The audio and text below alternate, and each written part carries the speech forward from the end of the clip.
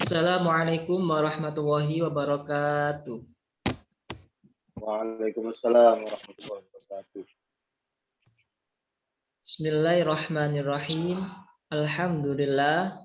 Wassalatu wassalamu ala rasulillah. Sayyidina Muhammad ibn Abdillah. Wa ala alihi wa sahbihi wa man walah, amma ba'd.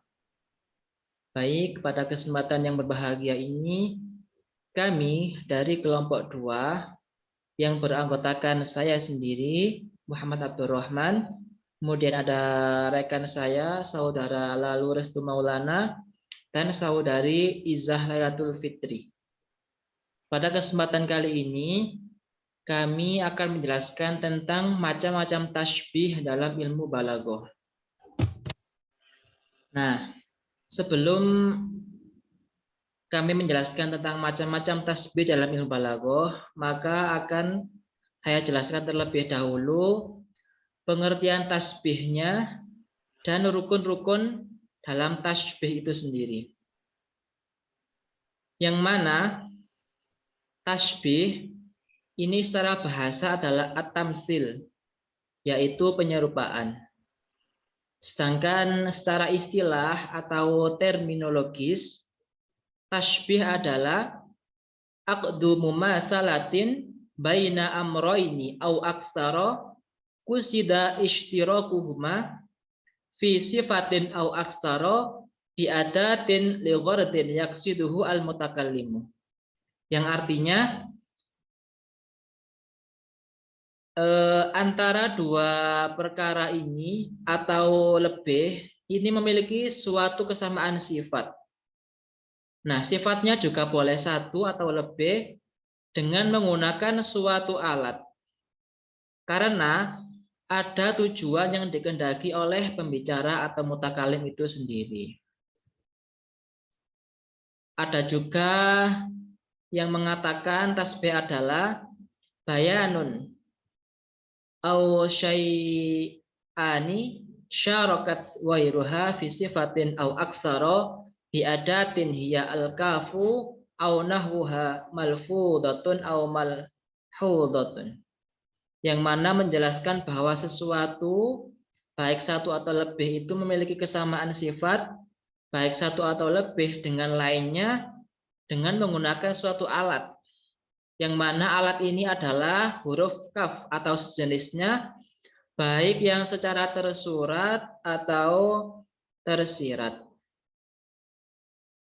Nah, maka dalam definisi tasbih tersebut dapat dikatakan bahwa tasbih adalah menyerupakan antara dua perkara atau lebih yang memiliki kesamaan sifat, baik sifatnya itu satu atau lebih, dengan menggunakan suatu alat seperti kaf karena ada tujuan yang dikehendaki oleh pembicara. Nah, kata yang diserupakan disebut dengan musyabbah, sedangkan yang diserupai disebut dengan musyabbabih, kesamaan sifat satu atau lebih. Itu disebut dengan wajhun syabah. Dan alat untuk mempersamakannya disebut dengan adatut tasbih, seperti kaf atau sejenisnya. Nah, yang mana musyabbah, musyabbabih, dan wajah sabah dan adat tasbih tadi ini disebut dengan rukun tasbih.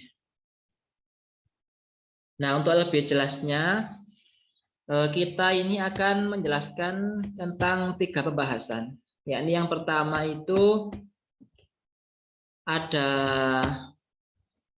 macam tasbih dilihat dari segi ada atau tidak adanya wajah al-sibih atau wajah syibhi. Kemudian yang kedua ada macam tasbih dilihat dari segi ada atau tidak adanya adat dan wajah syibih. Dan yang ketiga macam tasbih dilihat dari bentuk wajah syibih. Nah, langsung saja untuk yang pertama adalah macam tasbih dilihat dari segi ada atau tidak adanya wajah sibih. Contohnya, di sini juga dibagi menjadi dua, ada tasbih mufassal dan juga ada tasbih mujmal. Yang mana tasbih mufassal ini tasbih yang disebutkan wajah sibihnya. Contoh, wa sa'ruhu fi sifain wa udmu'i kallali. Yang artinya, dan gigi-giginya juga air matanya ini jernih bagaikan mutiara. Nah, di sini kan disebutkan fi sifain. Nah, yang mana wajah sibihnya ini disebutkan. Yang mana wajah sibih adalah titik persamaan atau sifat yang terdapat pada kedua pihak ini, yakni gigi-giginya atau airnya tadi, air matanya itu, nah disebutkan wajah sibihnya ini jernih, kalali bagaikan mutiara. Nah ini yang namanya kaf ini yang dinamakan dengan adatut tasbih. Kemudian yang kedua ada tasbih mujmal. Yang ini adalah perbandingan atau perlawanan dari tasbih mufassal, yaitu tasbih yang dibuang wajah sibihnya. Contohnya, an-nahwu fil kalami kal milhi fit ta'ami. Yang artinya, kedudukan ilmu nahwu dalam kalam sama halnya dengan kedudukan garam dalam makanan. Nah, dalam kalimat ini tidak disebutkan wajah sibihnya. Nah, apa titik persamaannya itu apa?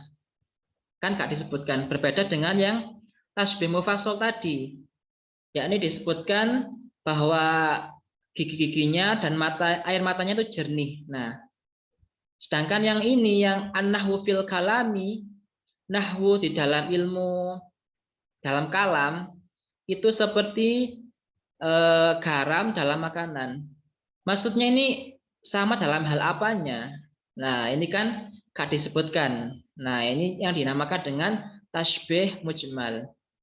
Seandainya disebutkan, ini kan semisal kayak sama-sama utamanya atau sama-sama pentingnya gitu kan. Tapi di sini gak disebutkan. Nah, inilah perbedaan tasbih mufassal dengan tasbih mujmal. Nah, selanjutnya ada macam tasbih dilihat dari segi ada atau tidak adanya ada dan wajah syibih akan dijelaskan oleh Saudara Restu Maulana. Tafadhol.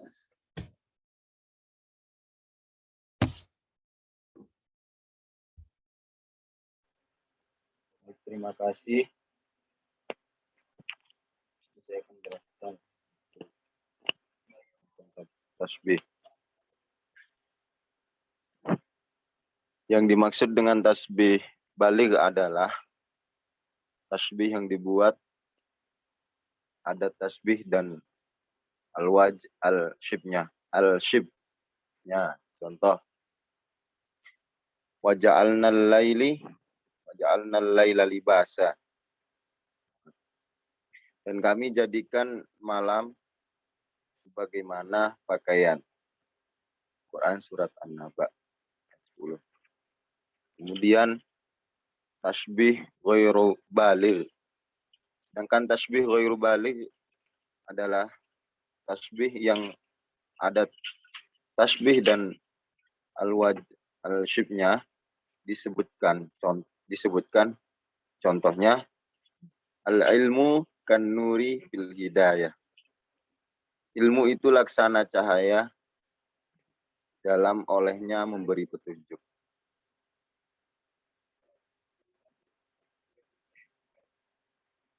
Next.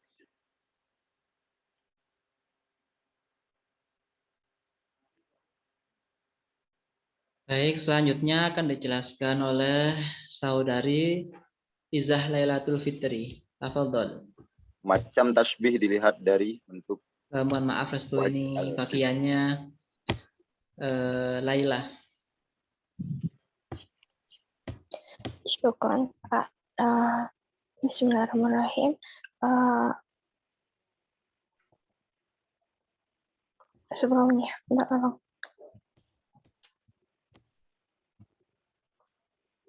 Yang selanjutnya, yang sebelumnya.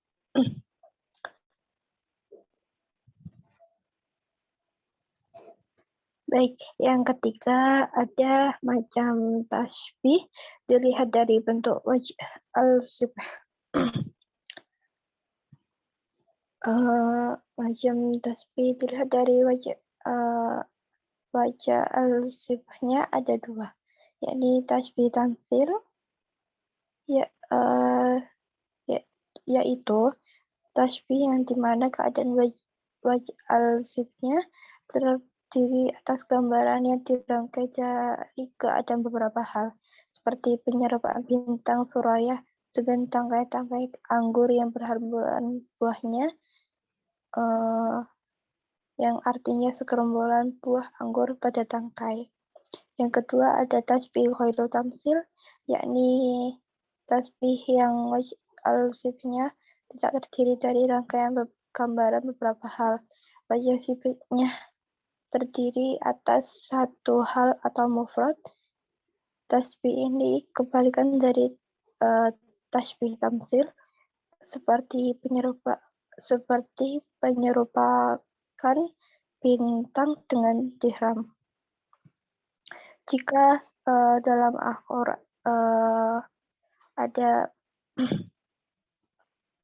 ada contoh tasbih tamtsil dan ghairu tamtsil dalam balaghah dengan jelas. Yang pertama,